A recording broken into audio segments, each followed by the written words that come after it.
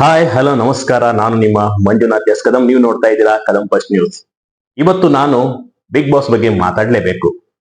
ಇದು ನೀವೆಲ್ಲ ಕೇಳಲೇಬೇಕು. ಯಾಕೆ ಅಂತ ಹೇಳ್ತೀನಿ ಕೇಳಿ. ದೊಡ್ಡದಾಗಿ ಬಿಗ್ ಬಾಸ್ ಮನೆಯಲ್ಲಿ ನಾನು ಕನ್ನಡ ಹೋರಾಟಗಾರ್ತಿ, ಅದನ್ ಮಾಡ್ತೀನಿ ಇದನ್ ಮಾಡ್ತೀನಿ.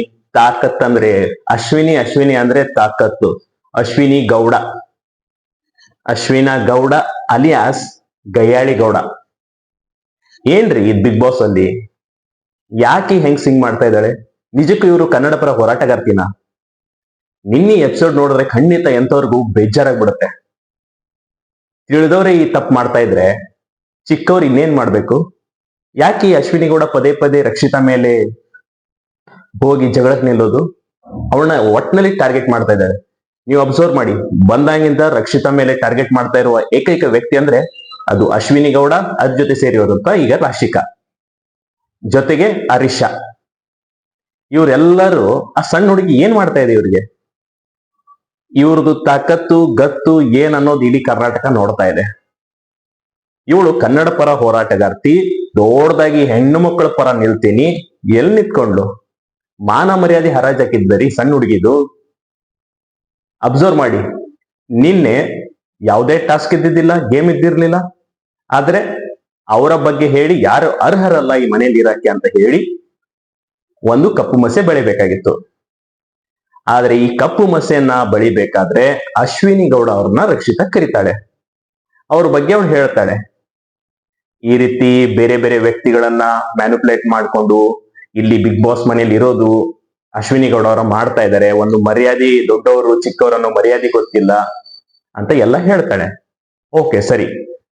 ರಕ್ಷಿತಾ ಟರ್ಮ್ ಮುಗಿದ ತಕ್ಷಣ ಇವಳು ಮತ್ತೆ ಅಶ್ವಿನಿ ಗೌಡ ಅವ್ರು ಬರ್ತಾರೆ. ಆ ಟೈಮಲ್ಲಿ ರಕ್ಷಿತಾನ ಕರೆದ್ಬಿಟ್ಟು ಏನ್ ಹೇಳ್ತಾರೆ ಇವರು, ಈ ಹುಡುಗಿ ಎಲ್ಲಾರ್ದು ಕೈ ಕೈ ಇಟ್ಕೊಂತಾಳಂತೆ, ಪ್ರತಿಯೊಬ್ಬರದು ಹತ್ರ ಹತ್ರ ನಿಂತ್ಕೊಂತಾಳಂತೆ. ಏನಿದ್ರ ಅರ್ಥ? ಅಂದ್ರೆ ಅಶ್ವಿನಿ ಅವ್ರೆ, ನೀವೇನ್ ನಿಂತ್ಕೊಂಡೇ ಇಲ್ವಾ? ನೀವೇನ್ ಯಾರಿಗೂ ಮುಟ್ಟೆ ಇಲ್ವಾ? ಮೈ ಮೇಲೆ ಹೋಗ್ತಾ ಇರ್ತೀರಾ, ಹೋಗಿ ಹೋಗಿ ಎಲ್ಲಾರ್ನು ತಟ್ತಾ ಇರ್ತೀರಾ, ಬೆಣ್ಣು ಕೈ ಮುಟ್ತಾ ಇರ್ತೀರಾ, ಎಲ್ಲೆಲ್ಲೋ ಮುಟ್ತಾ ಇರ್ತೀರಾ. ನನ್ನ ಪ್ರಕಾರ ಹೇಳ್ಬೇಕಂದ್ರೆ ಹೀಗಿರ್ಬೇಕಾದ್ರೆ ನೀವು ಹೆಂಗ್ ಹೇಳ್ತೀರಿ ಅವಳ ಬಗ್ಗೆ? ನೀವ್ ಯಾರ್ರೀ ಹೇಳಕ್ಕೆ? ನಿಮ್ದೇನಿದೆ? ಗೇಮಾ? ಆಟ ಆಡ್ರ? ಮುಗೀತು.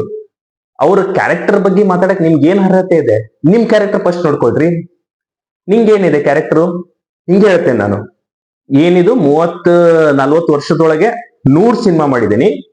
ಒಂದ್ ಯೂಟ್ಯೂಬ್ ಮಾಡೋದು ಬಹಳ ಈಸಿ ಅಂತ ಹೇಳ್ತಾ ಇದ್ದೀರಾ ಅಲ್ವಾ ರೀ? ನಿಮ್ 100 ಸಿನಿಮಾ ಮಾಡಿರ್ಬೋದು, ಯೂಟ್ಯೂಬ್ ಮಾಡಿ ಸಕ್ಸಸ್ ಆಗಿ ತೋರಿಸಿ. ಯೂಟ್ಯೂಬ್ ಮಾಡೋದು ಅಷ್ಟು ಈಸಿ ಅಲ್ಲ. ನೀವು ಅನ್ಕೊಂಡಂಗೆ ಎಲ್ಲ ಫಾಲೋವರ್ಸ್ ಬಂದ್ಬಿಡ್ತಾರೆ, ಸಬ್ಸ್ಕ್ರೈಬರ್ ಆಗ್ಬಿಡ್ತಾರೆ ಅನ್ಕೊಂಡ್ರ? ಖಂಡಿತ ಆಗಲ್ಲ. ಏನೋ ನಿಮ್ದು ದೊಡ್ಡ ಹವಾ ಇದೆ, ಎಲ್ಲಾರ್ ಕಡೆ ಮಾಡಿಸ್ಬೋದು ಅನ್ಕೊಂಡಿದ್ರಿ. ಆದ್ರೆ ನೀವು ಅರ್ಥ ಮಾಡ್ಕೊಳ್ಳಿ, ಅವಳಿಗೆ ಚಾಲೆಂಜ್ ಮಾಡ್ತೀರಾ ಒಪ್ಪನು. ನಿನ್ನಂತ 100 ಯೂಟ್ಯೂಬ್ ಮಾಡ್ಬೋದು, ಆದ್ರೆ 100 ಸಿನಿಮಾ ನೀನ್ ಮಾಡು ಅಂತ. ಹೌದು, ಆ ಹುಡುಗಿ ಬ್ಯಾಕ್ಗ್ರೌಂಡ್ ಏನು? ಎಲ್ಲಿಂದ ಬಂದಿರೋದು ಆ ಹುಡುಗಿ? ಮಹಾರಾಷ್ಟ್ರದಲ್ಲಿದ್ದು ಬೆಳೆದು ಈ ಕಡೆ ಕೋಸ್ಟಲ್ ಕರ್ನಾಟಕ ಹತ್ರ ಬದುಕ್ತಾ ಇರೋ ಒಂದು ಹುಡುಗಿ ಅಷ್ಟೇ. ಈ ಕಾಲೇಜ್ ಮುಗಿಸ್ಕೊಂಡ್ ಬಂದಿರೋ ಹುಡುಗಿ. ಅವಳು ನೀವು 100 ಸಿನಿಮಾ ಮಾಡಂತ ಹೇಳ್ತಾ ಇರ. ನಿಮ್ದು ಬ್ಯಾಕ್ಗ್ರೌಂಡ್ ಏನಿತ್ತು? ನೀವು ಆ 100 ಸಿನಿಮಾಗಾಗಿ ಏನೆಲ್ಲಾ ಮಾಡಿದ್ರಿ ಅದು ಗೊತ್ತಾ ನಿಮ್ಗೆ? ನೀವ್ ಎಂತ ಸಿನಿಮಾ ಮಾಡಿದೀರಾ? ಅಸಲಿಗೆ ಹೇಳ್ಬೇಕಂದ್ರೆ ನೀವು ಎ ಗ್ರೇಡ್ ಸಿನಿಮಾ ಮಾಡಿದೀರಾ ನನ್ನ ಪ್ರಕಾರ. ನೋಡಿದೆ ನಾನು ಕೆಲವೊಂದು ವಿಡಿಯೋಗಳನ್ನ ನೋಡಿದೆ. ಹೌದು, ನೀವು ಇಷ್ಟು ಹೇಳ್ತಾ ಇದೀರಲ್ಲ 100 ಸಿನಿಮಾ ಮಾಡಿದೆ ಅಂತ. ಆ 100 ಸಿನಿಮಾದಲ್ಲಿ ಒಂದ್ ಹೆಸರು ಹೇಳ ನೋಡೋಣ. ಯಾರಿಗಾದ್ರೂ ನಮ್ಮ ವೀಕ್ಷಕರಿಗೆ ಯಾರಿಗಾದ್ರೂ ಗೊತ್ತಾ ನಿಮ್ 100 ಸಿನಿಮಾದಲ್ಲಿ? ಯಾವುದೂ ಗೊತ್ತಿದ್ದಿದ್ದಿಲ್ಲ. ಅಶ್ವಿನಿ ಅವರೇ, ನಿಮ್ಗೆ ನಾನು ವೈಯಕ್ತಿಕವಾಗಿ ನೋಡಿದ್ದೇನೆ. ನಾನ್ ಕಾಲೇಜ್ ಕಲಿಬೇಕಾದ್ರೆ ನಿಮ್ದು ನಮ್ಮ ಲಿಂಗರಾಜ್ ಕಾಲೇಜಲ್ಲಿ ಒಂದು ಶೂಟಿಂಗ್ ನಡೀತಾ ಇತ್ತು. ಆವಾಗಲೇ ನೀವು ಅಶ್ವಿನಿ ಗೌಡ ಅನ್ನೋದು ನಮಗೂ ಗೊತ್ತಾಗಿದ್ದು ಅಷ್ಟೇ. ಅದು ನಾವು ಸಿನಿಮಾ ಶೂಟಿಂಗ್ ನೋಡಿದ್ವಿ, ನಮ್ ಕಾಲೇಜಲ್ಲಿ ನಡೀತಾ ಇತ್ತು. BC ಪಾಟೀಲ್ ಅವರ ಸೆಲ್ಯೂಟ್ ಪಿಕ್ಚರ್ ಶೂಟಿಂಗ್ ನಡೀತಾ ಇತ್ತು. ನೀವು ಅಲ್ಲಿ ಬಂದಿದ್ರಿ, ನಿಮ್ಮನ್ನ ನೋಡದೆ ಕೂಡ, ಮಾತಾಡದೆ ಕೂಡ, ನಮಸ್ಕಾರ ಹೇಳದೆ ನೀವು ನಮಸ್ಕಾರ ಹೇಳಿದ್ರಿ. ಆದ್ರೆ ಆ ಟೈಮಲ್ಲಿ ಇದ್ದ ಅಶ್ವಿನಿ ಗೌಡಕ್ಕೂ ಈಗ ಬಿಗ್ ಬಾಸ್ ಮನೆಯಲ್ಲಿರೋ ಅಶ್ವಿನಿ ಗೌಡಕ್ಕೂ ತುಂಬಾ ಗಜಾಂತರ ವ್ಯತ್ಯಾಸ ಇದೆ. ಆಗ ಹೆಂಗಿದ್ರಿ ಅಂದ್ರೆ ಯಾರೇ ಮಾತಾಡಿದ್ರು ನಗ್ತಾ ಖುಷಿಯಾಗಿ ಮಾತಾಡ್ತಿದ್ರಿ.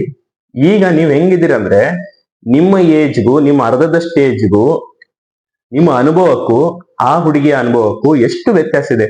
ಅವಳು ಹೋಗಿ ನೀವು 100 ಸಿನಿಮಾ ಮಾಡ್ರಿ ಅಂತ ಚಾಲೆಂಜ್ ಮಾಡ್ತಾ ಇದೀರಲ್ಲ.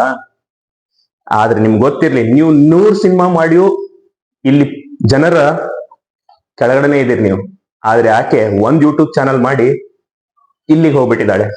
ನಿಮ್ 100 ಸಿನಿಮಾ ಐತಲ್ಲ, ಅವಳ ಮುಂದು ಆ ಸಮ ಅಷ್ಟೇ. ಏನ್ ಹೇಳೋದು ನಿಮ್ಮನ್ನ? ದೊಡ್ಡದಾಗಿ ಆ ಹುಡುಗಿನ ಟಾರ್ಗೆಟ್ ಎಷ್ಟಂತ ಮಾಡ್ತೀರಿ ನೀವು? ಇಡೀ ಬಿಗ್ ಬಾಸ್ ಮುಗಿಯೋ ತನಕ ಆ ಹುಡುಗಿನ ಟಾರ್ಗೆಟ್ ಮಾಡ್ಬೇಕು ಅನ್ಕೊಂಡ್ಬಿಟ್ಟಿದ್ರ? ನಂಗೆ ಗೊತ್ತು ನಿಮ್ಗೆ ಫುಟೇಜು ಅವಳಿಂದ ಸಿಗ್ತಾ ಇರೋದು. ನಿಮ್ ಫುಟೇಜ್ ಕೊಡ್ತಾ ಇರೋದು ರಕ್ಷಿತಾ ಮತ್ತೆ ಗಿಲ್ಲಿ. ಇಲ್ಲಾಂದ್ರೆ ನಿಮ್ದೇನು ನಡೆಯಲ್ಲ. ನಿಮ್ ಮಾತಿಗೆ ಯಾರು ಇಲ್ಲ.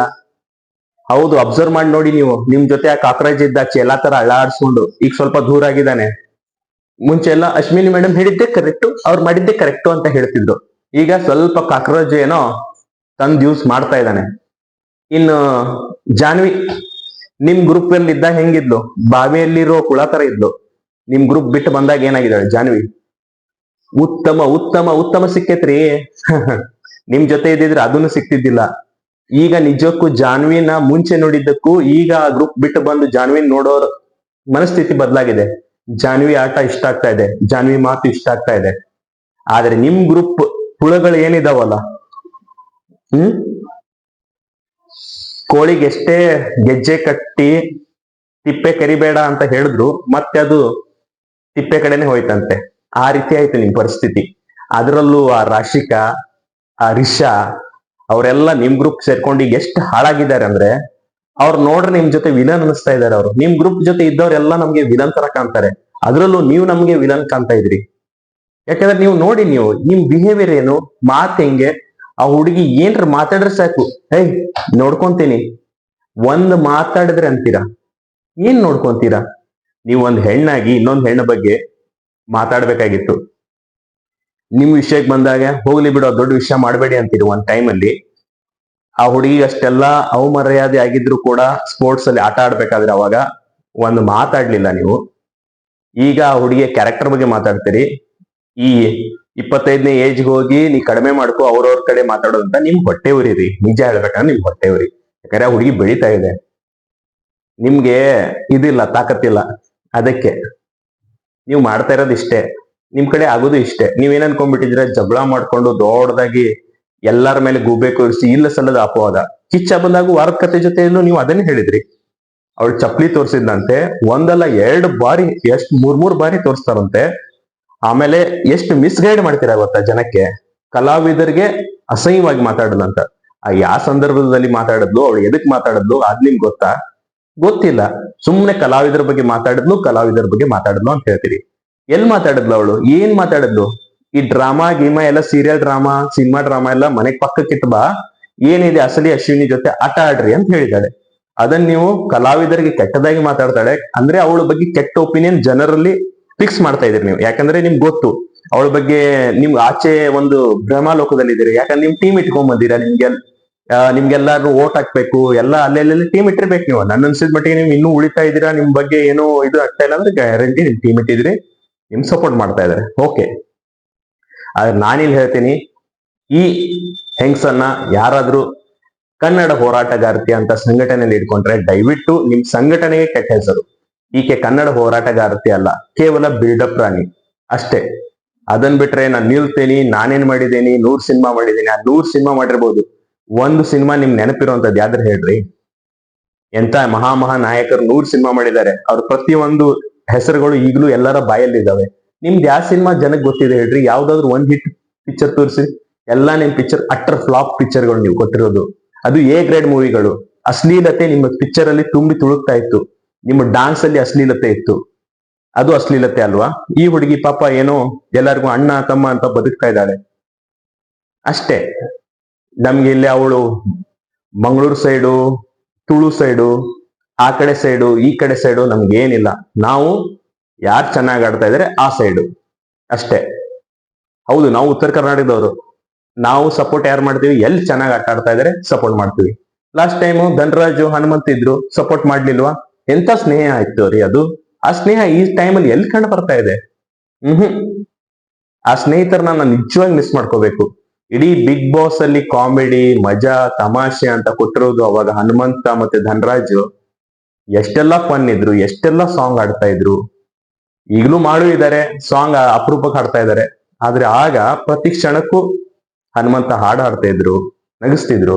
ಇವೆಲ್ಲ ಕಳೆದ ಸೀಸನ್ ಅನ್ನ ಮಿಸ್ ಮಾಡ್ಕೊಂತಾರೆ ಜನ. ಈ ಸೀಸನ್ ಕೇವಲ ಕಿರ್ಚಾಟ ಕಿರ್ಚಾಟ ಕಿರ್ಚಾಟ. ಆದ್ರೆ ಯಾಕೋ ನಮ್ಗೆ ಇನ್ನೊಂದು ಬೇಜಾರಾಗೋದಂದ್ರೆ ವಾರದ ಕತೆ ಕಿಚ್ಚನ ಜೊತೆ ಅಂತ ನೋಡಾಕಂತೆ ನಾವು ಕೂತ್ಕೊಂತೀವಿ. ಆದ್ರೆ ಕಿಚ್ಚ ಯಾಕೋ ನಿಮ್ಮ ವಿಷಯದಲ್ಲಿ, ಅದು ಸ್ಪೆಷಲಿ ಅಶ್ವಿನಿ ಗೌಡ ವಿಷಯದಲ್ಲಿ ಸಾಫ್ಟ್ ಆಗ್ಬಿಡ್ತಾ ಇದ್ದಾರೆ, ಘಟನೆನ ಅಲ್ಲೇ ತಿಳಿಸ್ಬಿಡ್ತಾ ಇದ್ದಾರೆ. ನಾವು ಇಲ್ಲೂ ಕೂಡ ಕಿಚ್ಚ ಅವ್ರು ಕೇಳ್ತಾ ಇದೀವಿ, ಕಿಚ್ಚ ಅವ್ರೆ ದಯವಿಟ್ಟು ನೀವು ಎಲ್ಲ ಯಾವ ಒತ್ತಡದಲ್ಲಿ ಸಿಲುಕಿದಿರಿ ಅದೆಲ್ಲ ಬಿಸಾಕಿ ನೀವು ಏನಿದ್ದೀರಲ್ಲ ಅದನ್ನ ಮಾತಾಡ್ಬಿಡಿ. ಯಾಕಂದ್ರೆ ನಿಮ್ಮ ಮಾತು ತೂಕದ್ದಿರ್ಬೇಕು ವಿನ ಕೆಳಮಟ್ಟದಿರಬಾರ್ದು. ಹಾಗಾಗಿ ನೀವು ಇಲ್ಲಿವರೆಗೂ ಏನ್ ನಡೆಸ್ಕೊಟ್ಟಿದ್ದೀರ ಕಾರ್ಯಕ್ರಮ, ಅದಕ್ಕಿಂತ ಇದು ಬೆಸ್ಟ್ ಆಗಿ ನಡೆಸ್ಕೊಡಿ. ನಿಮ್ಮ ಮನಸ್ಸಲ್ಲಿ ಏನೇ ಬರುತ್ತೆ ಅದನ್ನೇ ಮಾತಾಡ್ಬಿಡಿ, ಅದು ತುಂಬಾ ಚೆನ್ನಾಗಿರುತ್ತೆ. ಇಲ್ಲಿ ಏನೋ ತೇಲಿಸ್ತಾ ಇದ್ದೀರಾ, ಯಾಕೋ ಅಶ್ವಿನಿ ಗೌಡನ್ನ ಉಳಿಸುವಂತ ಪ್ರಯತ್ನ ನಡೀತಾ ಇದೆ. ಇನ್ನೇನು ಅವಳು ನಾಮಿನೇಟ್ ಆಗ್ಬೇಕು ಅಷ್ಟು ಟೈಮಲ್ಲಿ, ಆ ಟೈಮಲ್ಲಿ ವೋಟಿಂಗ್ ಲೈನೇ ಓಪನ್ ಇದ್ದಿದ್ದಿಲ್ಲ. ಯಾಕಂದ್ರೆ ಆ ಟೈಮಲ್ಲಿ ತುಂಬಾ ಅದ್ದೂರಿ ಮಾಡ್ಬಿಟ್ಟಿದ್ರು, ಎಲ್ಲರೂ ರೊಚ್ಚಿಗೆದ್ದಿದ್ರು. ಇನ್ನೇನ್ ಅಶ್ವಿನಿ ಗೌಡನ ಕಳಿಸ್ತಾರೆ ಅನ್ನೋ ಮಟ್ಟಿಗೆ ಆ ಟೈಮಲ್ಲಿ ಆಕೆಗೆ ಇದನ್ನೇ ಇದ್ದಿದ್ದಿಲ್ಲ, ಏನು ವೋಟಿಂಗ್ ಲೈನ್ ಓಪನ್ ಇದ್ದಿದ್ದಿಲ್ಲ. ಈಗ ಆಕೆ ದಬ್ಬಾಳಿಕೆ ಮುಂದುವರೆದಿದೆ. ಇದೇ ರೀತಿ ಮುಂದುವರೆದ್ರೆ ಅಲ್ಲಿರುವಂತ ಬಿಗ್ ಬಾಸ್ ಅಲ್ಲಿರುವಂತ ಸೈಕೋ ರಿಷಾ ಗಿಲ್ಲಿನ ಹೊಡಿತಾಳೆ. ಇನ್ನು ಆ ರಾಶಿಕಾ ಯಾವಾಗ ಬೇಕಾದವಾಗ ಬಂದು ಕಿಂಗ್ ಕ್ಯೂ ಅಂತ ಮಾತಾಡ್ತಾಳೆ. ಅಶ್ವಿನಿ ಗೌಡ ಅಂತೂ ಬರೋದು ಮಧ್ಯದಲ್ಲಿ ಮೂಗ್ ತೋರಿಸೋದು ಅದು ಕಂಟಿನ್ಯೂ ಇದ್ದೇ ಇರುತ್ತೆ. ದಯವಿಟ್ಟು ಅಶ್ವಿನಿ ಗೌಡ ಅವರೇ, ನೀವು ಬದಲಾಗದಿದ್ರೆ, ಆ ಹುಡುಗಿಯನ್ನ ದಬ್ಬಾಳಿಕೆ ಮಾಡ್ಕೊಂಡಿದ್ರೆ ಖಂಡಿತ ಈ ಪ್ರೇಕ್ಷಕರು ವೀಕ್ಷಕರು ಸಹಿಸಲ್ಲ. ಆಕೆ ಏನ್ ಮನಸ್ಸು ಗೆದ್ದಿದ್ದಾಳೆ ಅಂತ ನೀವು ಯಾವಾಗ ಔಟ್ ಆಗಿ ಬರ್ತಿರಲ್ಲ ಆಚೆ ನೋಡಿ, ಎಲ್ಲಾ ಎಪಿಸೋಡ್ ಅನ್ನ ನೋಡಿ, ಎಂತ ಸಂದರ್ಭದಲ್ಲಿ ಇರ್ತಾಳೆ, ಹೆಂಗಿರ್ತಾಳೆ, ಏನ್ ಮಾಡ್ತಾಳೆ, ಆ ಚಿಕ್ಕ ಹುಡುಗಿಗಿರೋ ಬುದ್ಧಿ ನಿಮ್ಗೆಲ್ಲ ಇಲ್ದೇ ಹೋಯ್ತಲ್ಲ ಅಂತ ಬೇಜಾರಾಗತ್ತೆ. ಖಂಡಿತ ಈ ಬಗ್ಗೆ ವೀಕ್ಷಕರು ನಿಮ್ಗೆ ಏನ್ ಅನ್ಸುತ್ತೆ ಅಶ್ವಿನಿ ಗೌಡ ಬಗ್ಗೆ ದಯವಿಟ್ಟು ಕಮೆಂಟ್ ಮಾಡಿ.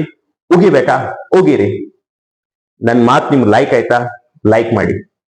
ಹೊಸದಾಗಿ ನೋಡ್ತಾ ಇದ್ರೆ ದಯವಿಟ್ಟು ಫಾಲೋ ಮಾಡ್ಕೊಳ್ಳಿ, ಸಬ್ಸ್ಕ್ರೈಬ್ ಮಾಡ್ಕೊಳ್ಳಿ. ಇದೇ ರೀತಿ ಕದಂ ಫಸ್ಟ್ ನ್ಯೂಸ್ ಅನ್ನ ಹರಿಸ್ತಾ ಇರಿ. ನಾನು ಮತ್ತೆ ಮುಂದಿನ ಎಪಿಸೋಡ್ ಅಲ್ಲಿ ಸಿಗ್ತೀನಿ. ಅಲ್ಲಿವರೆಗೂ ನೋಡ್ತಾ ಇರಿ ಕದಂ ಫಸ್ಟ್ ನ್ಯೂಸ್. ಜೈ ಹಿಂದ್, ಜೈ ಕರ್ನಾಟಕ, ನಮಸ್ಕಾರ.